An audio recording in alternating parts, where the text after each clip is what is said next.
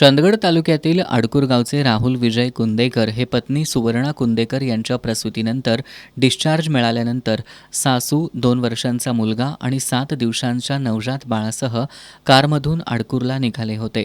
यावेळी चंदगडकडून कोल्हापूरकडे जाणाऱ्या एका चारचाकी वाहनानं त्यांच्या कारला समोरून जोरदार धडक दिली. या अपघातात सुवर्णा कुंदेकर, पती राहुल कुंदेकर, सासू आरती भांबर तसंच दोन्ही लहान मुलं गंभीर जखमी झाली. जखमींना प्रथम नेसरी ग्रामीण रुग्णालयात, त्यानंतर गडहिंग्लज उपजिल्हा रुग्णालय, खासगी रुग्णालय आणि अखेर CPRमध्ये हलवण्यात आलं.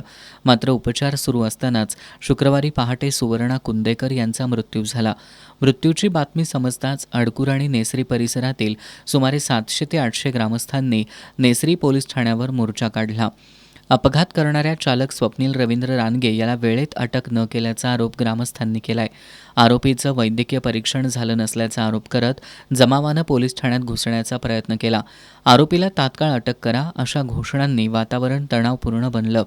परिस्थिती नियंत्रणात आणण्यासाठी उपविभागीय पोलीस अधिकारी रामदास इंगवले घटनास्थळी दाखल झाले.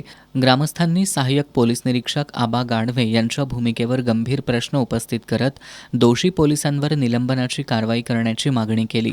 याचवेळी कोल्हापूरहून आलेली शववाहिका पोलीस ठाण्याच्या प्रवेशद्वारात आणण्यात आली. तसंच त्या ठिकाणी ट्रॅक्टर ट्रॉलीतून सरणाची लाकडं आणण्यात आल्यानं तणाव अधिकच वाढला. महिलांनीही संतप्त होत पोलीस ठाण्यात घुसण्याचा प्रयत्न केला.